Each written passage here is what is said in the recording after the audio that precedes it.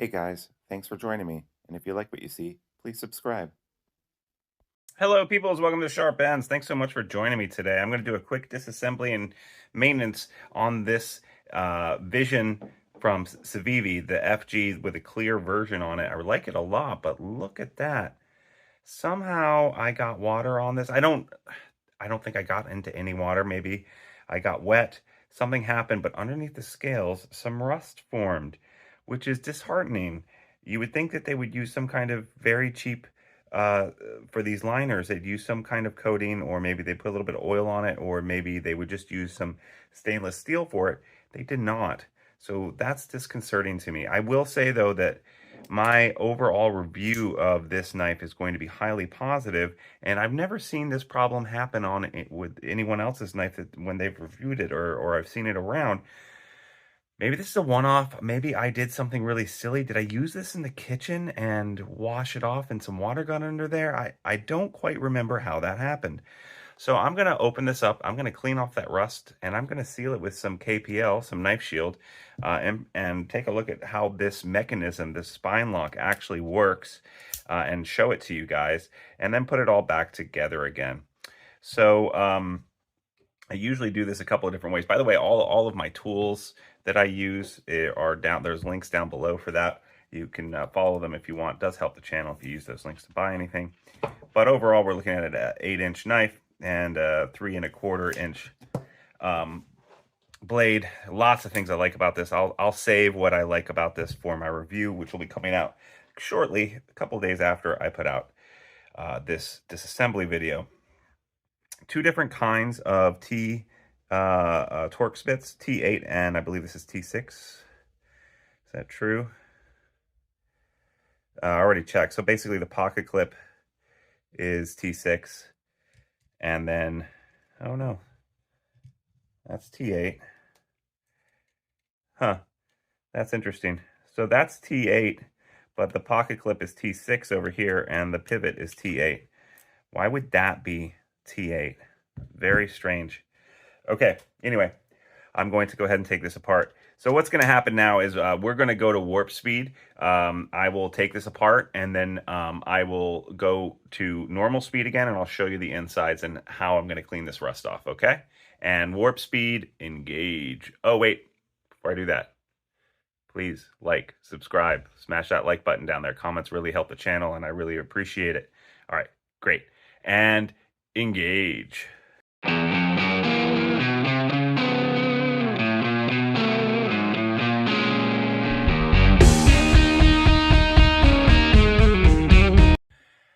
And we're back. All right, that was really super easy. I didn't need to take off the clip entirely. I could have left the bottom screw on here. Only one of the screws goes through the pillar, goes into this pillar back here, this backspacer. But in order to get off the scale to get to this rust, I did need to take that off. So I did take it off. All right, so we're going to open this up. I wanted to leave this part because sometimes when you're opening a mechanism like this, you don't know if there's a spring in there, and you just have to be really careful that you don't shoot said spring or whatever far. So I'm just going to take my little pry tool here and carefully disassemble it. And there is a spring. So you'll see back here, there is the spring.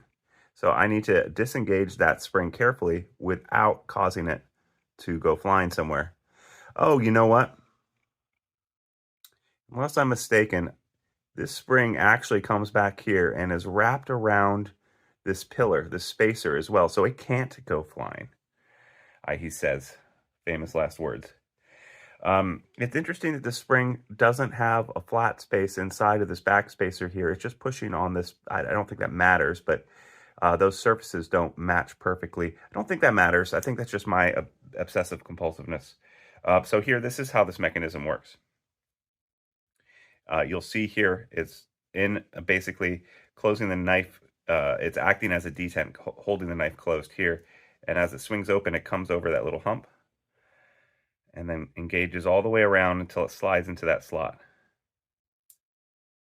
And then we're locked tight. That's really tight there. So that's a really cool little mechanism. It's not the same as a shark lock, although same kind of principle applies, but it's not the same as a shark lock. Very interesting. And then the only way to do it is to disengage it. You have to pull back, and then that is acting as your detent, right? So I'm guessing that the thing that makes the sound, that little ting sound that I like so much, is when it pops in there. Maybe this is what's vibrating because the backspacer is so long. Not 100% sure. All right, so I'm going to go ahead and pull this lock back and take this off, and the pivot just popped out, which is fine. And then you'll see the bearings here, and the bearings are pressed.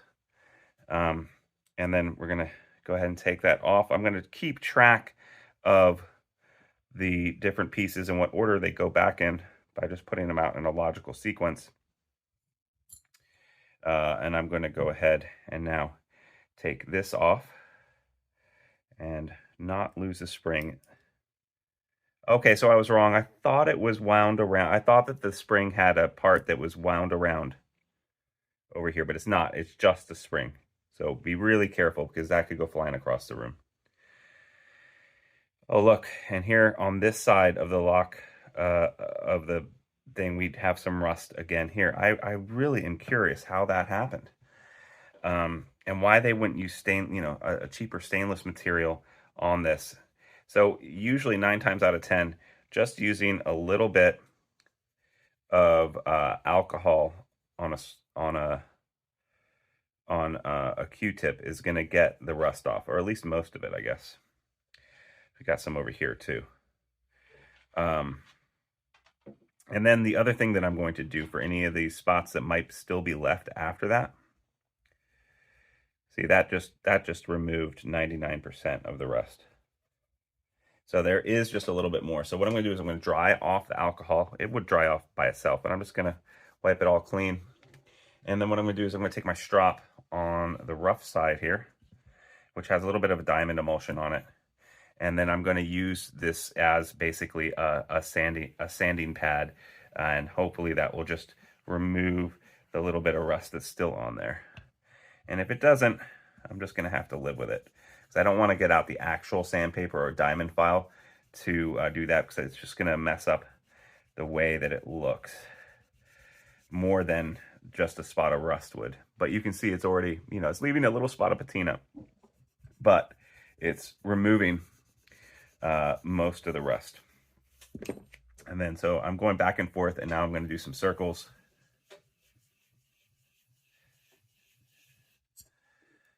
And look at that. It's basically gone. Little spot of patina there, but otherwise gone.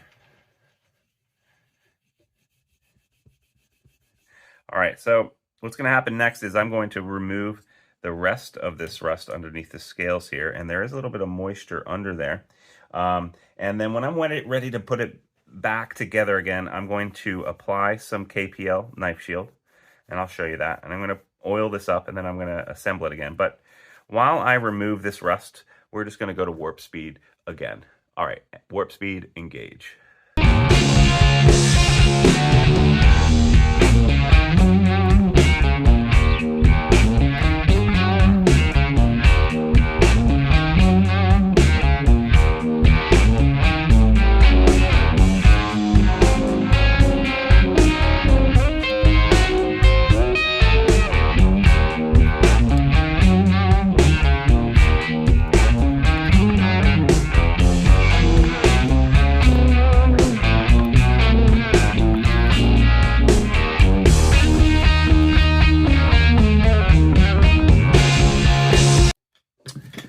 All right, and we're back. So I'm very hesitant to use any kind of thing more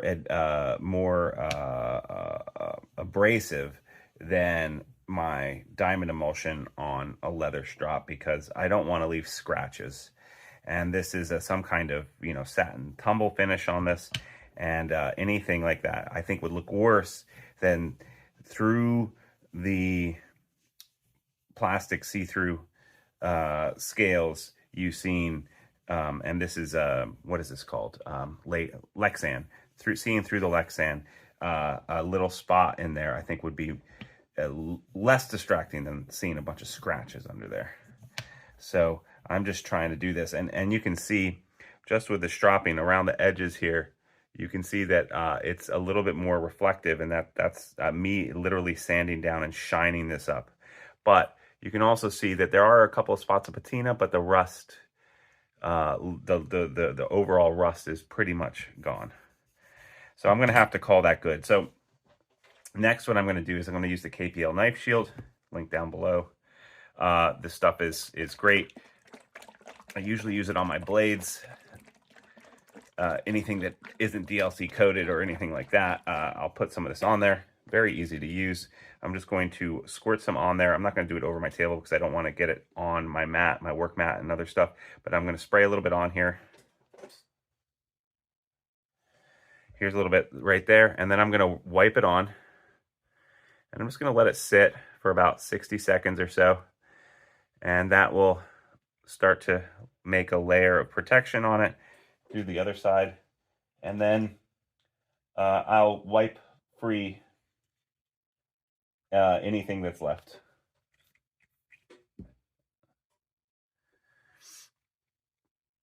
Yeah, it's a shame I couldn't get that last piece of rust off, but this KPL will stop it from spreading.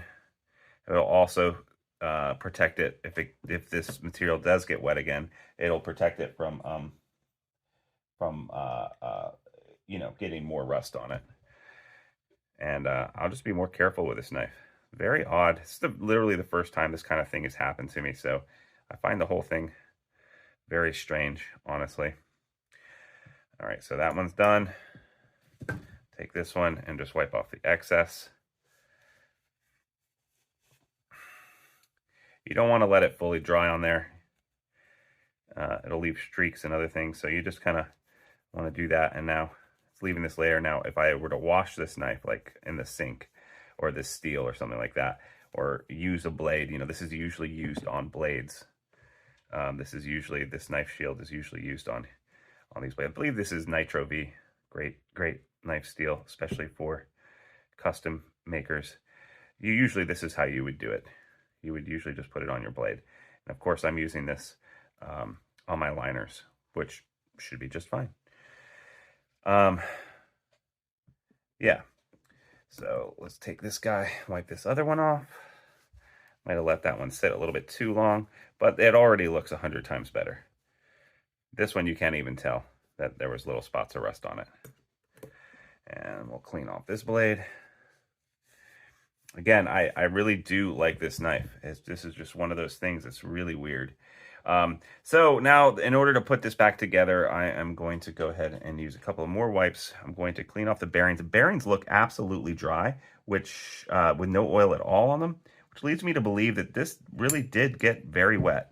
I feel like I should be able to see, even though, you know, I've only had it a couple of weeks and only been carrying it around, there should be some kind of pocket lint in here. There should be a little bit of oil from the factory, and there's not. Did my wife run this through the washer and then just put it on my nightstand without telling me? I'm starting to believe that's it. I don't want to throw my wife under the bus. I mean, I'm usually the dumb one here, not her. But starting to feel that way. Lack of oil, lack of dirt, just seems very suspicious to me. Cool. So we're going to go back to warp speed. I'm going to put some, I'm going to use KPL knife pivot lube, or I use one of two things, or hops number 9, depending. I think today I'm going to use the KPL knife pivot lube. I'm going to put some on the pivot, none on the lock. You never put any kind of lock mechanism like this. You never put grease on it. It will cause lock stick or lash, and that's not good. So we're gonna go to warp speed, and I'm gonna put this back together again, and then I'm gonna have some final thoughts for you. All right, warp speed, engage.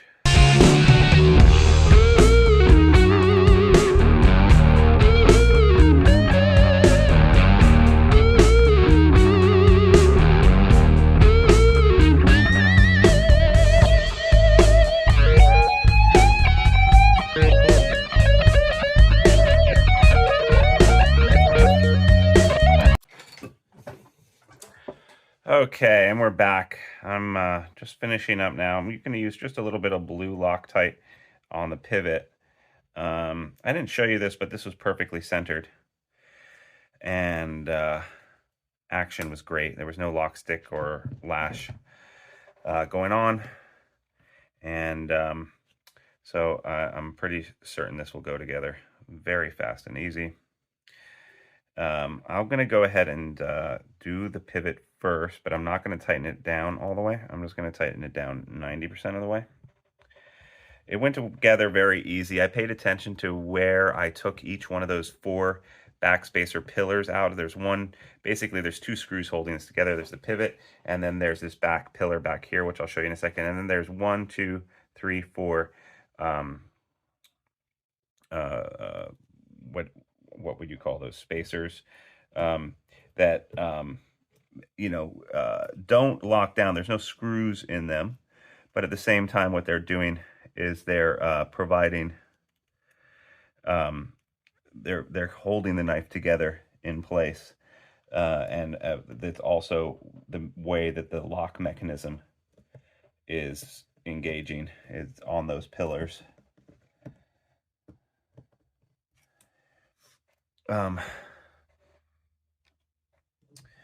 Yeah, so overall, this seems to be very well constructed. I wonder about the material that they used in there.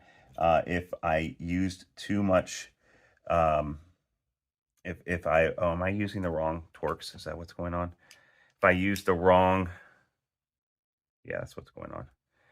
If I use the,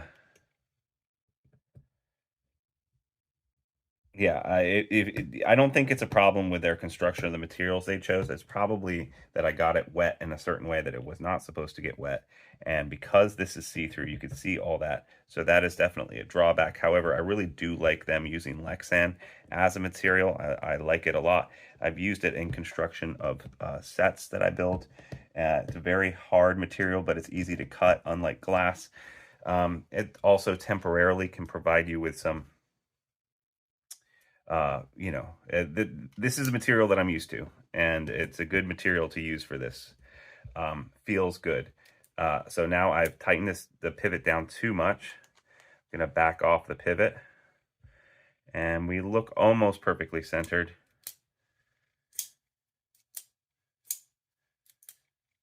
Yeah. All right, so we're back to normal. Good, good. And now those spots of rust are basically gone. I can just barely make them out right there, but the rest of this is gone. Over here, it looks normal. I can just see a spot of patina right there. Overall, I love the action of this knife. I love the sound it makes when it deploys. I love the rock solidness. I love the shape and geometry of the blade. So overall, I think it's pretty well put together. For the price point, again, I'm curious about why those liners rusted. So that'll go into my review. Thanks so much for joining me today. If you stuck around this long, I salute you. That was kind of a long maintenance video. If you would please like, subscribe, and leave a comment. Comments really help the channel. And finally, if you want to get entered to win a knife of the month, all you have to do is follow the Patreon link down below. For $3 a month, you'll be entered to win a knife every single month. Thanks so much, peoples, and I'll see you next time on Sharp Ends. Bye-bye now.